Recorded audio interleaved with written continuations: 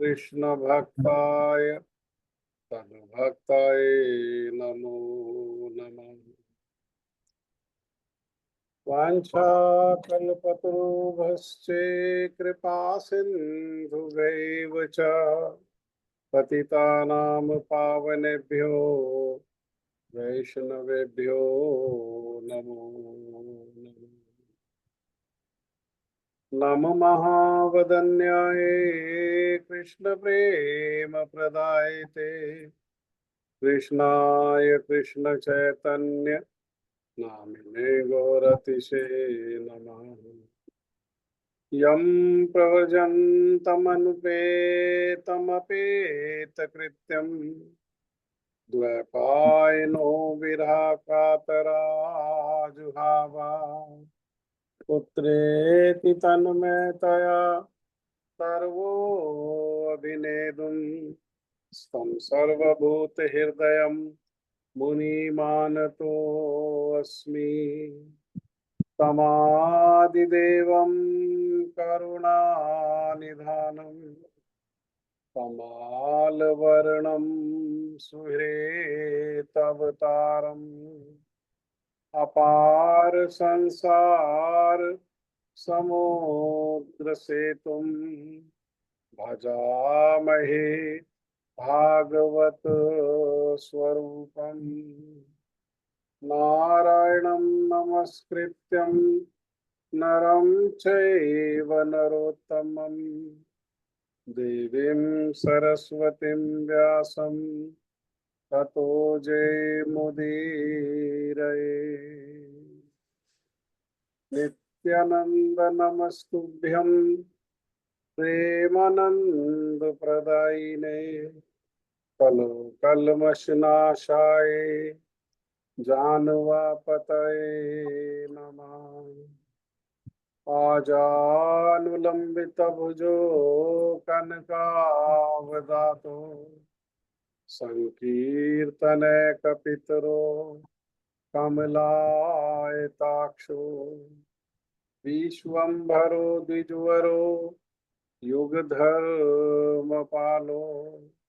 वन्दे जगत्प्रियकरो करुणावतारो। हे कृष्ण करुणा सिंधु दीनबंधु जगतपते गोपेश गोपिका कांत श्री राधा कांत नमस्तुते।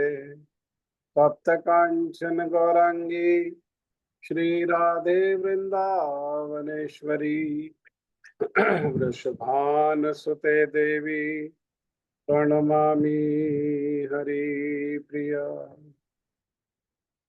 भक्त्या विहीनयपराधलक्षे क्षिप्तश्च कामादि तरङ्गमपि कृपामयि त्वां शरणं प्रपन्ना वृन्दे नमस्ते चरणारविन्दम्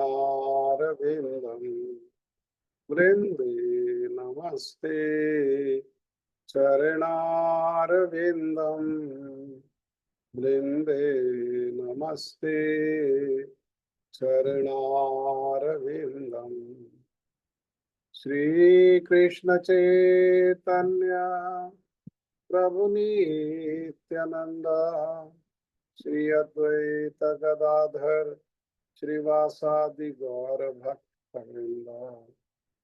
हरे कृष्ण कृष्ण कृष्ण हरे हरे हरे राम राम राम हरे हरे। मैं सबसे पहले मेरे गुरुपाद पद्मा नित्य लीला प्रविष्ट ओम विष्णुपाद परमहंस परिव्राजकाचार्य अष्टोत्तर शतयुगाचार्य श्री श्रीमद् भक्ति वेदांत शिला नारायण गोस्वामी महाराज जी के अभय चरणारविंद में अनंत कोटि दंडवत प्रणाम करते हुए उनकी कृपा याचना करता हूँ। तदुपरांत नित्य लीला प्रविष्ट ओम विष्णुपाद स्तोत्र श्री श्रीमद् भक्ति वेदांत स्वामी महाराज श्रील प्रभुपाद जी के चरण सरोज में अनंत कोटि दंडवत प्रणाम। रूप अनुग गुरु परंपरा के चरणों में अनंत कोटि दंडवत प्रणाम। ग्रंथराज श्रीमद् भागवत महापुराण, श्रीमद् भागवत कथा, श्रीमद् भागवत कथा के श्रोता वृंद, वैष्णव वैष्णवी, माता भाई बहन प्रभु, आप सभी को मेरा यथा योग्य प्रणाम। श्रीमद् भागवतम में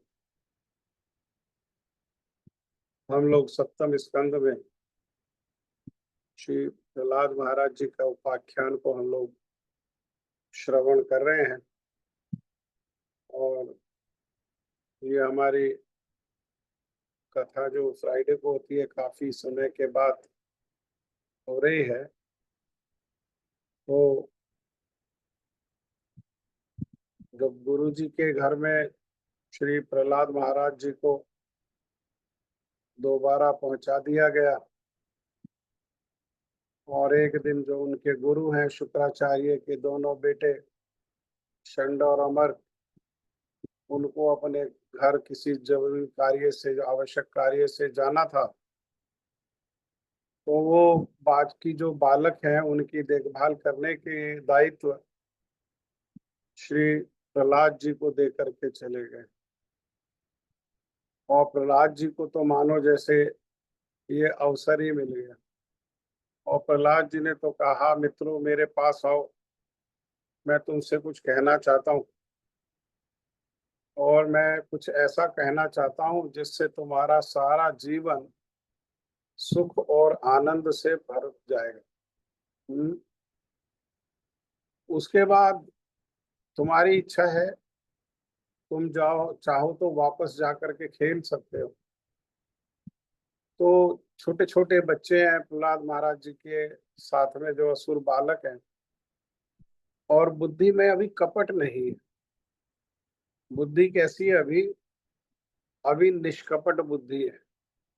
और निष्कपट बुद्धि होने के कारण वो देखते हैं कि श्री प्रहलाद महाराज जो है किसी के विरोध में कुछ नहीं, ना कुछ कार्य करते हैं और ना ही बोलते हैं, परंतु उनके ऊपर जो है अनेकों प्रकार से दबाव डाला जाता है, अनेकों प्रकार से अन्याय किया जाता है।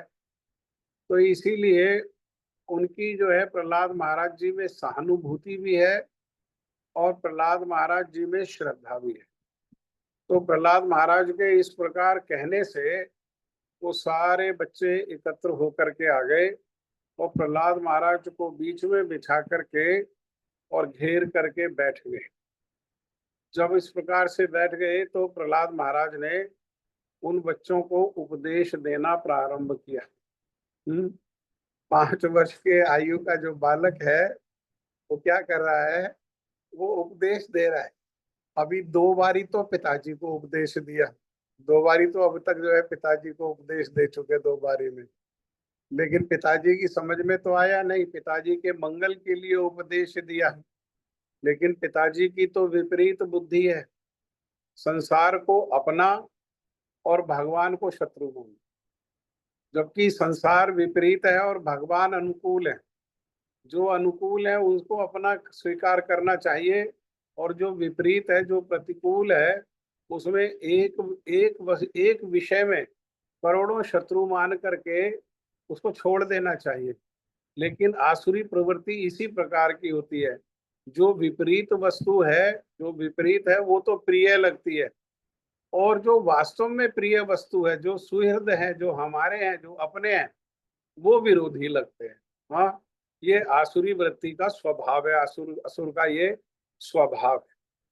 तो श्री प्रहलाद महाराज जो है वो उपदेश देने लगे। तो ये उपदेश देने लगे तो उन्होंने कहा पहले श्लोक में, प्रहलाद उवाच कौमारमाचरेत प्राज्ञो धर्मान भागवतानि दुर्लभम मानुषम जन्म तदप्य अध्रुवम अर्थदम। कहने लगे, मित्रों इस संसार में जो मनुष्य जन्म है ये कैसा है? ये बहुत दुर्लभ है। हम लोग संसार में इसी विषय पर चर्चा करते रहते हैं कि भगवान कृपा करेंगे, भगवान कृपा करेंगे, भगवान कृपा करेंगे। भगवान ने ऑलरेडी कृपा की हुई है हमारे, और इतनी कृपा की हुई है कि जिसका कोई कुछ कहा नहीं जा सकता। इतनी कृपा तो भगवान ने देवताओं के ऊपर भी नहीं करी जितनी कृपा हमारे ऊपर की हुई है। हमें किस क्या कृपा है वो, कि हमको मनुष्य शरीर प्रदान किया। और केवल मनुष्य शरीर प्रदान नहीं किया, अगर मनुष्य शरीर अफ्रीका के किसी जंगल के कहीं गांव में प्रदान कर देते तो वहां क्या उपलब्धि कर सकते थे। वहां कितनी बुद्धि होती है। बस इतना ही कि पशुओं को मारो और मार करके उन्हें जैसे तैसे खा जाओ, और बस जीवन यही यही जीवन, बस इतना ही बुद्धि। क्या किया, कृपा करके उन्होंने भारत भूमि में जन्म लिया। भारत भूमि साधारण नहीं है। महाप्रभु भी भारत भूमि में जो जन्म है उसको प्रशंसा करते हैं। भारत भूमि ते मनुष्य जन्म है यार। तो जब मनुष्य जन्म हो गया भारत भूमि में, इतनी कृपा हो गई, इससे अधिक कृपा और क्या हो सकती है। भगवान ने सारी कृपा कर दी है। भारत भूमि में जन्म दे दिया, और भारत भूमि में भी मनुष्य जन्म दे दिया। मनुष्य जन्म हुआ तो अब क्या करें, जन्म सार्थक करी। अब मनुष्य जन्म को क्या करना चाहिए, सार्थक करना चाहिए। सार्थक हो सके हमारा जीवन, इसलिए साधु संग भी दे दिया। हाँ, साधु संग भी दे दिया, और बड़ी कृपा करके सदगुरु भी प्रदान कर दिए, सद संप्रदाय भी प्रदान कर दिया, सद परंपरा भी दे दी। हाँ, अब इससे बड़ा और भगवान क्या कर सकते हैं, इससे अधिक और भगवान से क्या अपेक्षा कर सकते हैं। अब तो केवल क्या है, अब तो केवल थोड़ा सा हमें क्या करना है, थोड़ा सा जो साधु संग हो रहा है उस साधु संग के लिए चेष्टा और अधिक चेष्टा करनी है। और साधु संग में जो हम सुन रहे हैं उसको अपने जीवन में आचरण करने का प्रयास करना है। बस इतना भर करना, बस इतना भर करना है। मेरे को एक साधु ने बड़ा सुंदर एक कथा के माध्यम से इस बात को समझाने का प्रयास किया था। हाँ, इस्कॉन में श्री राधा गोविंद महाराज जी ने बड़ा सुंदर बात को समझाया था। मुझे वो बात का स्मरण हुआ कि एक समय एक पंडित जी कथा करने के लिए गए। दोपहर के समय में कथा करने के लिए गए। पंडितानी बेचारी सब्जी लेने के लिए बाजार गई, वहां से सब्जी लाई, अमनिया किया सब्जी को, सब्जी का रंधन किया, और उनके लिए रोटी आदि बनाई। और पंडित जी जब लौटे तो ठंडा शीतल जल दिया, उनको हाथ धुलवाए, उनको छाया में बिठाया, उनको भोजन परोस दिया। और भोजन परोस करके उनको पंखा, वो खाने लगे पंडित जी, तो उनको जो है पंखा भी झलने लगी। जब पंखा झलने लगी तो देखा पंडितानी ने कि पंडित जी के चेहरे पर पसीना आ रहा है। तो पंडितानी ने कहा कि अरे मैं बाजार गई गर्मी में, वहां से सब्जी लाई, सब्जी अमनिया किया, बनाया, रंधन किया, उसको रांधा, उसको बनाया, उसको भगवान को दिया तुलसी पत्ता दे करके, जल दे करके, और आपको परोस करके मैं अब आपकी हवा भी कर रही हूँ, और पसीना आपको आ रहा है। तो पंडित जी ने बड़ा बेबाकी से कहा, तो चबा तुम्हारा बाप रहा है। हाँ, कहने लगे कि अर्थात पसीना किस लिए आ रहा है।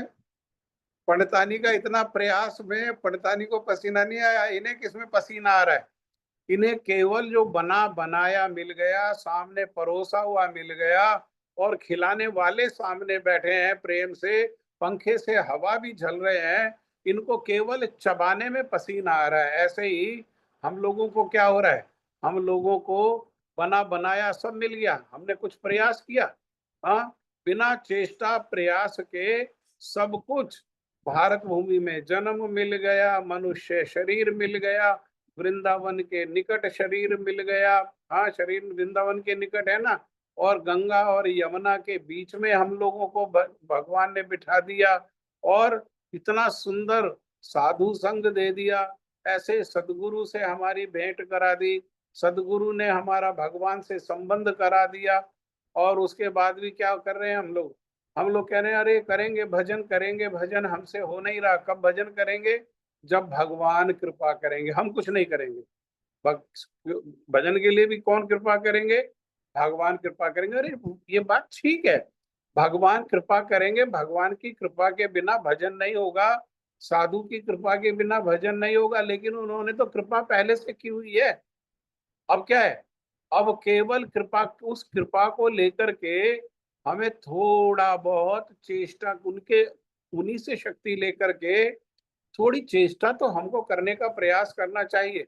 चेष्टा में हम सफल नहीं होंगे, लेकिन चेष्टा में जो बार बार विफलता होगी, हमारी चेष्टा से जो बार बार विफलता होगी, जो बार बार विफल होने पर फिर हम जान जाएंगे कि हम अपने प्रयासों से, मात्र अपनी चेष्टा से भगवान की भक्ति को प्राप्त नहीं कर सकते। तब जाकर के बिलखेंगे, तब जाकर के रोएंगे, तब ये कृपा प्राप्त हो जाएगी। और क्या है, उस कृपा से हमको भगवान की उपलब्धि हो जाएगी।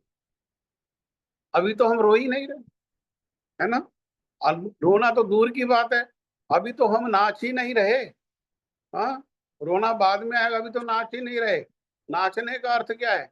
नाचने का अर्थ है जैसे हमारे गुरु वर्ग, जैसे हमारे गोस्वामी वर्ग नाचे जीवन में। कैसा कैसा नाचे? संख्या पूर्वक नाम, संख्या पूर्वक नाम कर रहे हैं, और क्या कर रहे हैं? एक स्थिर स्थान नहीं है। हाँ, संसार की कोई वासना कामना नहीं है। अब तो इस प्रकार से हम नाचे तो सही, प्रयास तो करें, साधु संघ के लिए भाग दौड़ तो करें, साधु संघ के लिए चेष्टा तो करें। हाँ, तब तो रोएंगे, पहले नाचे तो सही। अभी तो हम नाच भी नहीं पा रहे हैं। हाँ, तो ये मनुष्य जन्म कैसा है? ये मनुष्य जन्म दुर्लभ है। ये दुर्लभता को देवता लोग भी इस मनुष्य जन्म के लिए तरसते हैं। कारण क्या है? कि मनुष्य को छोड़ करके और किसी शरीर में भगवान के भजन करने की सुविधा नहीं है। यहाँ तक के देवताओं के शरीर में भी उस प्रकार की सुविधा नहीं है। कारण क्या है? कारण है कि वहां स्वर्ग में जहाँ देवता लोग वास करते हैं, उनके देवताओं के लोक में इतनी लंबी आयु है, और इंद्रियां शक्तिशाली हैं। शक्तिशाली होने के कारण इंद्रियां वेगवती हैं, और वेगवती होने पर वहां इंद्रियों के विषय भी प्रचुर मात्रा में वहां इंद्रियों के विषय भी हैं। इसलिए भजन की जैसी सुविधा, हाँ, कैसी सुविधा? अरे केवल भगवान का नाम लेना भाई, केवल भगवान की कथा सुननी है। हाँ, क्या करना? केवल भगवान की कथा सुननी है। हम जा नहीं सकते हैं, तो साधुओं की कृपा से देखो, हमको कथा ऑनलाइन भी कथा मिल रही है, घर बैठे हमको कथा मिल रही है। गर्मी लगे तो भाई पंखा चला करके कथा को सुन लो, गर्मी लगे तो पंखा चला के भगवान का नाम कर लो, सर्दी लगे तो भाई कपड़ा पहन करके, कपड़ा ओढ़ करके, कोई तपस्या तो है ही नहीं। क्या इसमें लग रहा है? हाँ, क्या इसमें लग रहा है? तो ये जो मनुष्य जन्म है, ये जो दुर्लभ वस्तु है, ये हमको मिल गया। लेकिन प्रहलाद महाराज कह रहे हैं सावधान, जो दुर्लभ मनुष्य जन्म है वो मिल तो गया, लेकिन है क्या ये अध्रुवम है। अध्रुव मतलब हमेशा रहने वाला नहीं है। ये कब छिन जाएगा? ये सुविधा कुछ समय के लिए दी गई है, ये सुविधा कब छिन जाएगी ये पता नहीं। अंततः आज नहीं तो कल, कल नहीं तो परसों है, और परसों नहीं तो बरसों। कितना?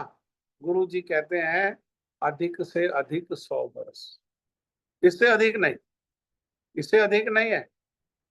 इसीलिए इस सावधानी की आवश्यकता है। सावधान भी कर रहे हैं साथ में प्रहलाद महाराज। ये बड़ा सौभाग्य है, बड़ी कृपा है कि हमको मनुष्य, दुर्लभ मनुष्य जन्म मिल गया। लेकिन कैसा है ये? अध्रुव है, ध्रुव नहीं है। और ये मनुष्य जन्म क्या है? ये अर्थदम का अर्थ देने वाला होना चाहिए। क्या अर्थ देने का? कब देगा अर्थ ये? जब कौमार आचरते प्राज्ञो। प्राज्ञ माने बुद्धिमान लोग। बुद्धिमान लोग क्या करते हैं? बुद्धिमान लोग बुढ़ापे के भरोसे या जवानी के भरोसे नहीं रह करके, वो जब बचपन है, वो कुमार अवस्था है, 5 वर्ष की आयु है, तभी से वो भगवान को प्राप्त करने वाले जो साधन है उनका अनुष्ठान कर ले। उनका अनुष्ठान अभी कर लेना चाहिए। अगर तो बचपन यहाँ कहने का अर्थ क्या है? बचपन कहने का अर्थ है, मान लो किसी ने 50 वर्ष नहीं किया, 50 वर्ष उसको पता ही नहीं लगा, तो 50 वर्ष में जब कृपा करके कभी साधु का संग हुआ, वो साधु संग में ये पता लगा, तो वही बचपन है। वो 50 वर्ष की आयु क्या है? वो 50 वर्ष की आयु ही बचपन है। अर्थात ऐसा विचार नहीं करके ओहो आयु के 50 वर्ष तो निकल गए, अब पता ही नहीं आयु कितनी है, कब शरीर छिन जाएगा, अब शुरू करेंगे कैसे होगा, अब तो इस अवस्था में तो देखो सब जगह से तो रिटायर हो रहे हैं, तो अब ये कैसे होगा? नहीं, वही बचपन है भाई, वही बचपन है। जिस समय भी इस प्रकार से साधु संग का सौभाग्य प्राप्त हो, अर्थात फिर कल पे नहीं टाल। दुर्भाग्य क्या होगा? दुर्भाग्य होगा अगर कल पर टाल दिया कि आज जो सुना है उसे कब से प्रारंभ करेंगे, उसे कल से प्रारंभ करेंगे। नहीं भाई, कल नहीं पता, कल नहीं पता, कल होगी या नहीं होगी, किसकी कल होगी किसकी कल नहीं होगी। कल के भरोसे नहीं, ये प्रहलाद महाराज यही कह रहे हैं कि कल के भरोसे नहीं, कब? आज बचपन। हाँ, तो आयु 5 वर्ष की हो या 50 वर्ष की हो या 55 वर्ष की हो, जब इस प्रकार से साधु संग मिल जाए, तभी से क्या करना चाहिए? तभी से भगवान की भक्ति को प्रारंभ। भागवतान ही, भगवान को प्राप्त करने के लिए जो भी अनुष्ठान करना पड़े, जो भी साधन है, उस साधन को क्या करना चाहिए? उसको आज, आज नहीं, अभी से क्या करना है? अभी से प्रारंभ कर देना चाहिए। अगले श्लोक में कह रहे हैं, यथा ही पुरुषस्य विष्णु पादोपसर्पणम् यदेश सर्वभूतानां क्रियात्म ईश्वर सुहृत। इस मनुष्य जन्म में श्री भगवान के चरणों की शरण लेना ही जीवन की एकमात्र सत्य। हमारे जीवन का लक्ष्य क्या है?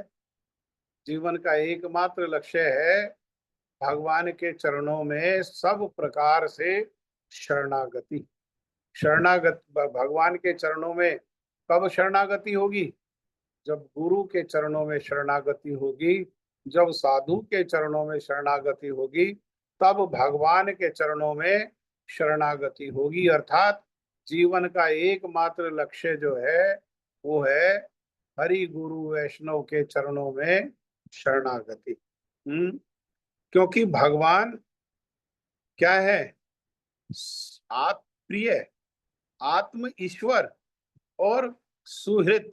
भगवान सारे प्राणियों के स्वामी है, सुहृद है और प्रियतम है और आत्मा है। सबकी आत्मा कौन है? वे भगवान। भगवान हमारे सुहृत हैं, लेकिन संसार में हम लोग ये बात को जानते नहीं। भगवान स्वयं भगवत गीता में कह रहे हैं, भोक्ताराम यज्ञ तपसाम सर्वलोक महेश्वरम सुहृत सर्वभूतानां ज्ञात्वा माम शांतिम रक्षति।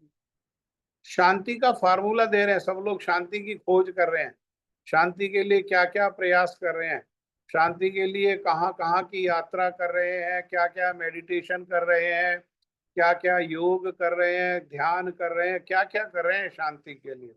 शांति के लिए कितनी व्यवस्था, संसार में शांति हो इसके लिए यूनाइटेड नेशन की भी जो है व्यवस्था की गई है, यूनाइटेड नेशन भी बनाया गया। लेकिन शांति होगी कैसे? शांति जो भगवान श्री कृष्ण स्वयं श्रीमद् भगवत गीता में अपने मुखार बिंद से बता रहे हैं कि मेरे 3 बातों को जो मानेगा उसके जीवन में शांति आए। उसको शांति के लिए अलग से प्रयास नहीं करना पड़ेगा। 3 बातों को स्वीकार करना पड़ेगा। ज्ञात्वा माम, ये मेरे बारे में इस प्रकार से जो जान लेता है। हाँ, ज्ञात्वा माम मतलब जो इस प्रकार से मेरे बारे में जान लेता है। क्या जान लेता है? भोक्ताराम यद तपसाम, सारे विषयों के, सब चीजों के, यहाँ तक कि हमारे भी भोक्ता कौन है? वो भगवान। हम भोक्ता नहीं हैं। हम कौन है? हम उपभोक्ता हैं। अर्थात भगवान के द्वारा भोगी गई जो वस्तुएं हैं, उन वस्तुओं को अपना जीवन यापन करने के उद्देश्य से जितने परिमाण में, जितनी आवश्यकता है उतने परिमाण में, और आवश्यक होने पर कितना आवश्यक, आवश्यकता को तो कितना भी बढ़ाया जा सकता है। आवश्यकता कहने से क्या तात्पर्य है? आवश्यकता कहने से तात्पर्य ये है कि जितने से ये मांस और चमड़ा बना रहे। क्यों? क्योंकि ये शरीर भी भगवान की भक्ति में एक महत्वपूर्ण साधन है। ये शरीर क्या है? ये शरीर से भगवान का भजन किया जा सकता है, इसलिए ये शरीर की महिमा है। तो ये शरीर बना रहे, इसके लिए जितनी आवश्यकता है उतना भगवान की भोगी हुई वस्तु को हम लेकर के क्या कर सकते हैं? उसका फिर हम उपभोक्ता के रूप में अपने जीवन यापन के लिए उसको स्वीकार कर सकते हैं। एक बात कही, भोक्ताराम यज्ञ तपसाम सर्वलोक महेश्वरम। और कह रहे हैं कि सारे लोगों का मैं अकेला ईश्वर हूं, मैं स्वामी हूं। यहां भी कहा ना, सबकी आत्मा है, सबके स्वामी है भगवान, है ना? भगवान ही सबके स्वामी है। जो भी कुछ दिखता है, जो भी कुछ सुनाई देता है, जो भी कुछ हम अनुभव करते हैं, जो नहीं देख सकते हैं, जो नहीं अनुभव कर सकते हैं, वो भी, जो भी कुछ इस संसार में है, वो सबके स्वामी कौन है? वो सबके स्वामी भगवान। क्यों स्वामी भगवान है? ये बात कैसे माने? तो भगवान ही स्वयं कह रहे हैं श्रीमद् भगवत गीता में, अहम सर्वस्य प्रभवो मत्ता सर्वम प्रवर्तते। अरे मैं सबका स्वामी हूँ, मैं सबका प्रभु हूँ, मैं सबका स्वामी हूँ। क्यों मत्ता सर्वम प्रवर्तते? क्योंकि मुझसे ही सब कुछ आता है। अर्थात मैंने ही सब कुछ बनाया है, सब कुछ भगवान ने बनाया है। इसलिए भगवान जो है उस सबके स्वामी हैं। तो फिर क्या करना हमने? हमने क्या करना है? जब सब चीज के स्वामी भगवान है, तो हम भगवान को कुछ दे ही नहीं सकते हैं। तो फिर हमारे को क्या करना है? जैसे हरिद्वार में जाते हैं और गंगा जी की पूजा गंगा जल से ही कर देते हैं, है ना? गंगा जी की पूजा कैसे कर देते हैं? गंगा जी की पूजा गंगा जल से ही कर देते हैं। ऐसे ही भगवान के द्वारा जो प्रदत्त जो वस्तुएं हैं, जो भी कुछ हमको अपने कर्म फल से, भगवान की कृपा से जो भी कुछ प्राप्त हुआ है, उस सब को भगवान की सेवा में लगा देना, बस यही, बस इतना ही। जो भी कुछ मिला है, मानस देहे गेहे जे किछु मोर तुआ पदे अर्पिलु है नंद किशोर, है ना? जो भी कुछ है, मन है, शरीर है, घर में घर है, घर में परिवार के सदस्य हैं, संपत्ति है, सब क्या है? वो सब कुछ आप ही का ही है। इसीलिए तुआ पदे अर्पिलु, इसलिए मैं आपके चरणों में क्या कर रहा हूँ? मैं समर्पित कर रहा हूँ। श्रील भक्ति विनोद ठाकुर तो मार्ग बता रहे हैं, महाजनों ये निगता सपंथ। श्रील भक्ति विनोद ठाकुर जो बता रहे हैं वही तो है। हाँ, अहम सर्वस्य प्रभो मत्ता सर्वम प्रवर्तते।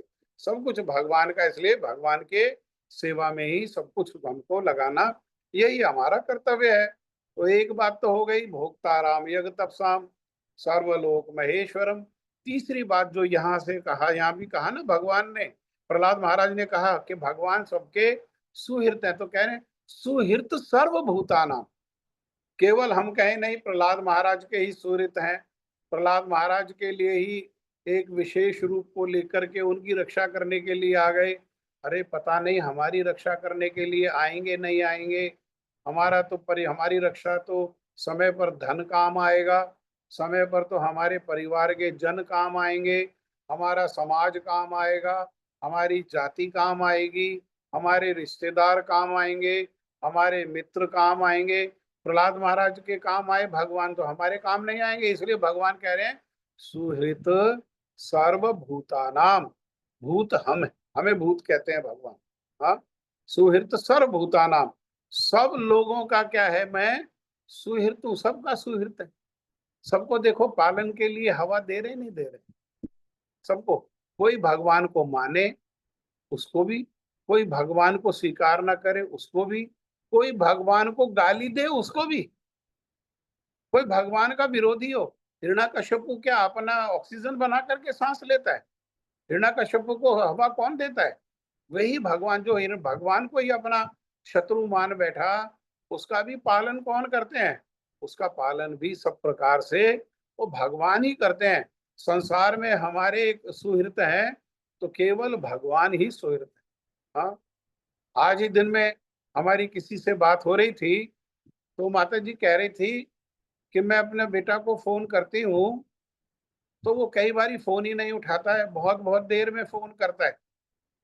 तो और जब फोन करता है तो मैं पूछती हूँ कि बेटा मैंने तुम्हें तब फोन किया था, तो कह देता मैं उस समय मीटिंग में था। हाँ, मैं उस समय मीटिंग में था इसलिए आपका फोन नहीं उठा सकता था, है ना। ये संसार।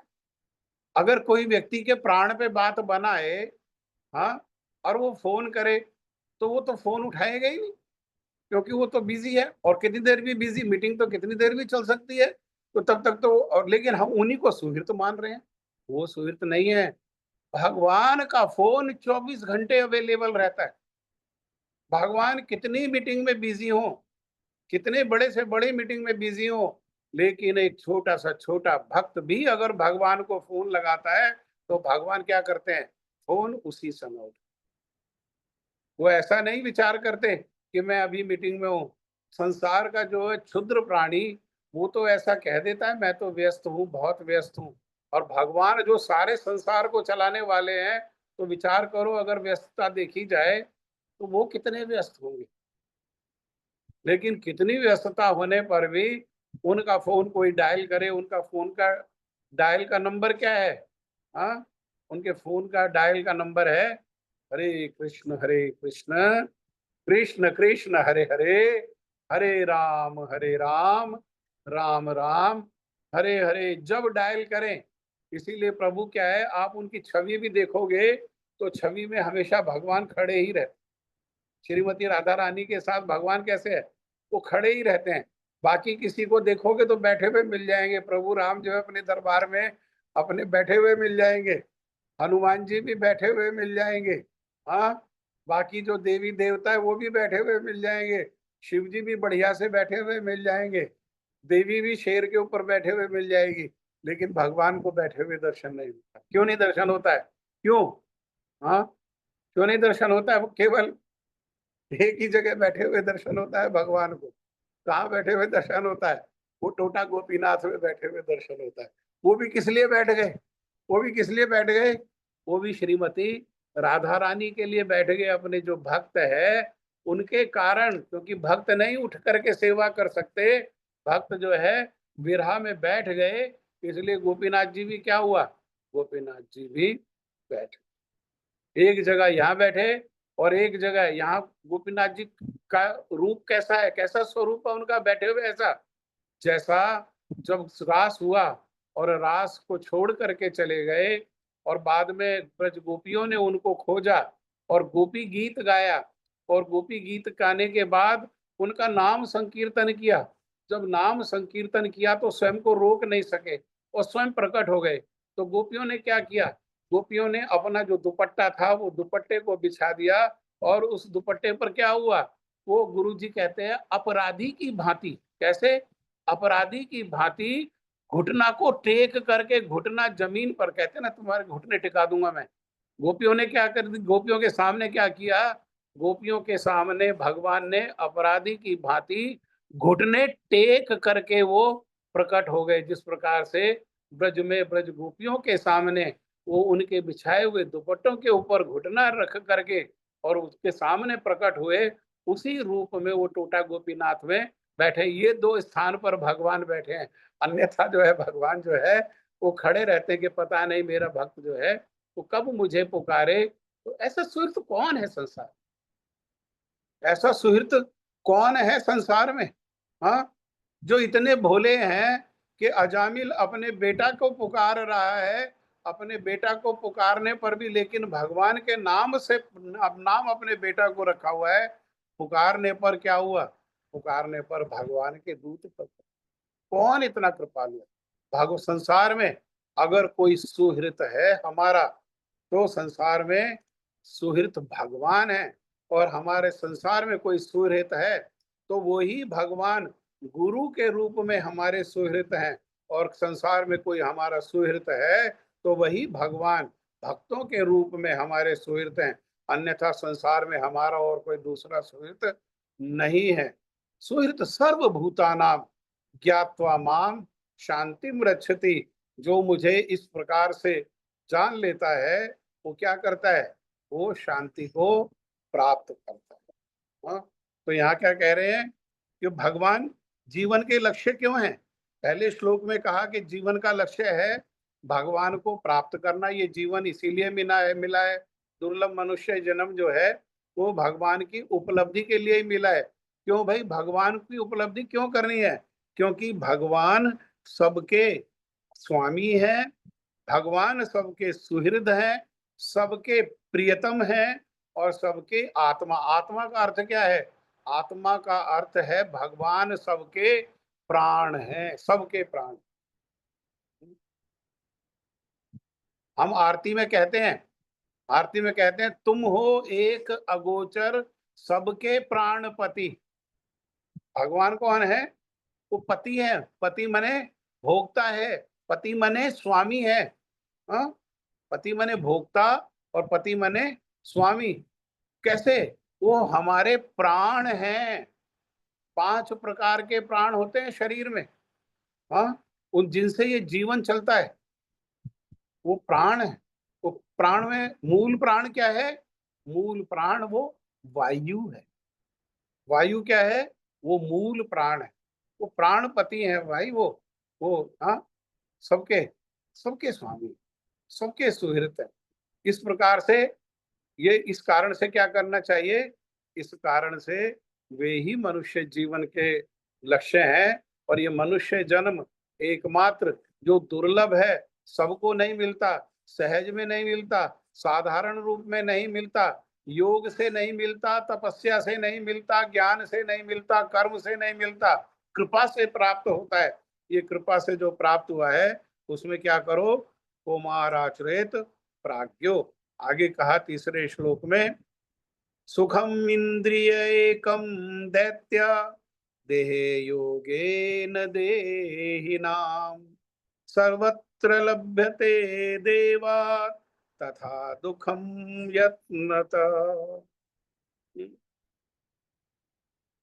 श्री प्रहलाद महाराज कह रहे हैं भाइयों, इंद्रियों से जो सुख भोगा जाता है वह तो जीव चाहे जिस योनि में रहे, प्रारब्ध के अनुसार सर्वत्र वैसे ही मिलता रहता है जैसे बिना किसी प्रकार का प्रयत्न किए निवारण करने पर भी दुख। सुख के लिए चेष्टा नहीं करो भाई। सुख कैसा है? सुख चेष्टा से मिलने वाला नहीं है। सुख कैसे? जो प्रारब्ध पूर्व पूर्व जन्मों में जो हमने कर्म किया है, उसमें जो हमने कमाई इकट्ठी करी है, जितना चार्ज किया है हमने टेलीफोन को, उतना सुख मिलेगा ही मिलेगा। कैसे? कैसे सुख मिलेगा? अरे अपने आप सुख मिल सकता है कोई? अपने आप सुख मिल सकता है? तो प्रहलाद महाराज कह रहे हैं हाँ, अपने आप सुख मिल सकता है। कैसे? जैसे दुख, दुख को निवारण करते करते करते जीवन में हम कर ही क्या रहे हैं? दुख से बचने का उपाय कर रहे हैं और सुख को प्राप्त करने का उपाय कर रहे हैं। और क्या कर रहे हैं? और इसके अलावा हो क्या रहा है ना? दुख जीवन में ना आए और सुख जीवन में आए, बस इसी के लिए तो सारी योजना, सारी चेष्टा, सारा प्रयास, सब कुछ इसी के लिए। लेकिन प्रयास करते करते भी, चेष्टा करते करते भी, योजना बनाते बनाते भी जिस प्रकार प्रारब्ध का जो फल है प्रारब्ध के कर्म के फल से जिस प्रकार निवारण करने पर भी बचते बचते भी जीवन में दुख आ जाता है। कैसे दुख आ जाता है? जैसे लाखों गायों में जो एक बछड़ा है जो बिछड़ गया, वो जो अपनी माँ है उन लाखों गायों में वो थन को पकड़ते पकड़ते पकड़ते पकड़ते अपनी माँ को क्या करता है, थन से जाके पकड़ लेता है। ऐसे ही दुख जो है वो करने वाले, कर्म करने वाले को, पाप कर्म करने वाले को क्या करता है, वो जाकर के पकड़ लेता है। जैसे भाई जीवन में दुख बिना प्रयास चेष्टा के आता है, ऐसे ही सुख भी क्या है, ऐसे ही सुख भी बिना चेष्टा प्रयास के आए। ठीक है, आज समय हो गया, अभी अभी जप का समय है, अभी जप करो। इसके आगे जो है फिर अगले शुक्रवार को हम लोग चर्चा करेंगे। इसमें पहले जो 5 श्लोक हैं, इन 5 श्लोकों को समझेंगे और फिर श्रील गुरुदेव का जो व्याख्या है, ये 5 श्लोकों की, उन 5 श्लोकों की व्याख्या को हम लोग श्रवण करेंगे। ठीक है, अभी जप का समय, जिनकी बारी है वो जप करें।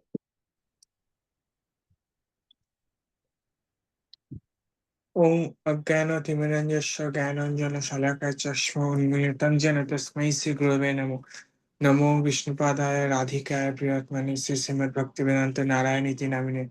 नमो विष्णुपदाय कृष्णपृष्ठाय भूतले श्रीमद्भक्तिवेदान्त स्वामीति नामिने। नमस्ते सरस्वती देवे गौरवाणी प्रचारिणे निर्विशेष शून्यवादी पाश्चात्य देशतारिणे। जय श्री कृष्ण चैतन्य प्रभु नित्यानंद श्री अद्वैत गदाधर शिवासादि गौर भक्तवृंद। हरे कृष्ण कृष्ण कृष्ण हरे हरे हरे राम राम राम हरे हरे। हरे कृष्ण कृष्ण कृष्ण हरे हरे हरे राम राम राम हरे हरे। हरे कृष्ण कृष्ण हरे हरे हरे राम राम हरे हरे। हरे कृष्ण कृष्ण हरे हरे हरे राम हरे हरे। हरे कृष्ण कृष्ण हरे हरे हरे राम हरे हरे।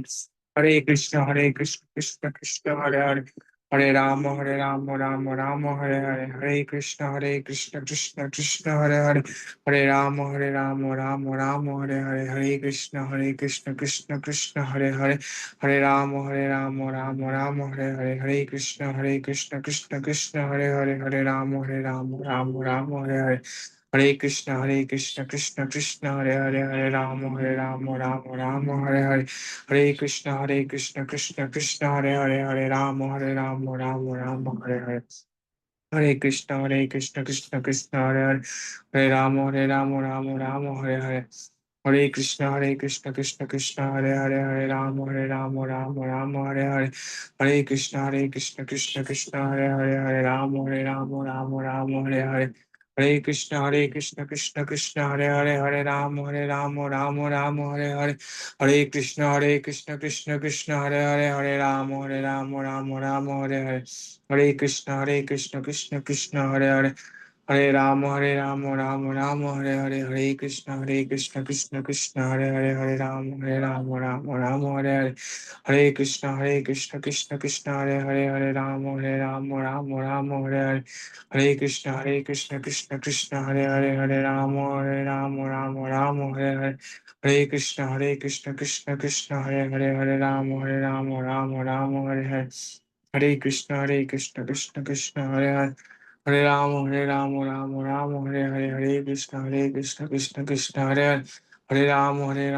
कृष्ण हरे राम हरे हरे। हरे कृष्ण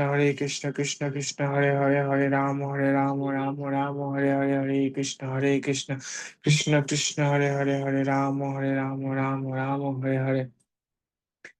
हरे कृष्ण हरे राम हरे हरे। हरे कृष्ण कृष्ण हरे राम हरे हरे। हरे कृष्ण हरे राम हरे हरे। हरे कृष्ण हरे राम हरे हरे। हरे कृष्ण हरे राम हरे हरे। हरे कृष्ण हरे राम हरे हरे। हरे कृष्ण हरे राम हरे हरे। हरे Krishna Krishna Hare Hare Hare Ram Hare Hare. Hare Krishna Krishna Krishna Hare Hare Hare Ram Ram Hare Hare Hare Krishna Krishna Krishna Hare Hare Ram Hare Hare Hare Krishna Krishna Hare Hare Hare Ram Ram Hare Hare Krishna Krishna Hare Hare Hare Ram Hare Hare Hare Krishna Krishna Hare Hare Hare Ram Hare Hare Hare Krishna Hare Ram Hare Hare Hare Krishna Krishna Hare Hare Ram Hare Hare Hare Krishna Hare Hare Ram Hare Hare Hare Krishna Hare Hare Ram Hare Hare Hare Krishna Hare Hare Ram Hare Hare Hare Krishna Hare Ram Hare Hare Krishna Hare Ram Hare Hare Krishna Hare Hare Krishna Hare Ram Hare Hare Krishna Hare Ram Hare Krishna Hare Ram Hare Krishna Hare Ram Hare Hare Krishna Hare Ram Hare Krishna Hare Ram Hare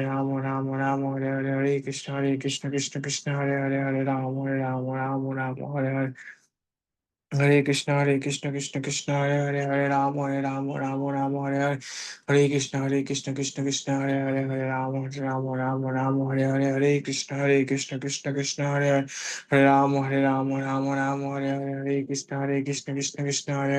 Ram Hare Krishna Hare Krishna Hare Krishna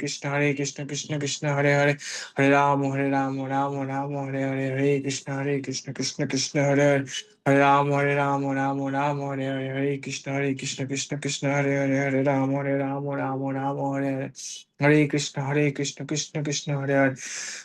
Ram Hare Krishna Hare Vinod Bihari ji की जय।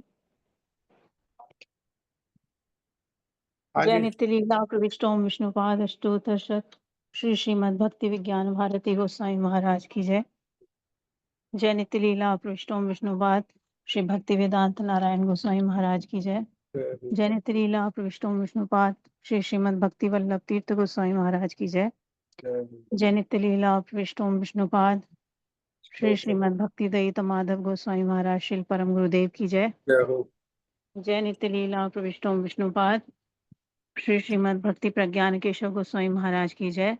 जय नित्य लीला प्रविष्टोम विष्णुपाद श्री श्रीमद् भक्ति वेदांत स्वामी महाराज की जय। सपार्षद सपरिकर नित्य लीला प्रविष्ट प्रभुपाद श्री भक्ति सिद्धांत सरस्वती गोस्वामी ठाकुर की जय। जय नित्य लीला प्रविष्टोम विष्णुपाद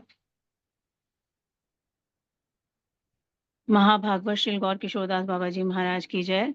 जय नित्य लीला प्रविष्टोम विष्णुपाद सच्चिदानंद श्री भक्ति विनोद ठाकुर की जय। जय नित्य लीला प्रविष्टोम विष्णुपाद वैष्णव सार्वभौम श्री जगन्नाथ दास बाबा जी महाराज की जय। जय श्री गौड़ीय वेदांताचार्य श्री बलदेव विद्याभूषण प्रभु की जय। जय रसिक कुल चूड़ामणि श्री विश्वनाथ चक्रवर्ती ठाकुर पाद की जय। जय श्री नरोत्तम श्रीनिवास श्री श्यामानंद प्रभु त्रय की जय। जय श्री कृष्णदास कविराज गोस्वामी की जय। जय श्री व्यासा भिन्न वृंदावन दास ठाकुर की जय। जय श्री रूप सनातन भट्ट रघुनाथ श्री जीव गोपाल भट्ट दास रघुनाथ षड गोस्वामी प्रभु की जय।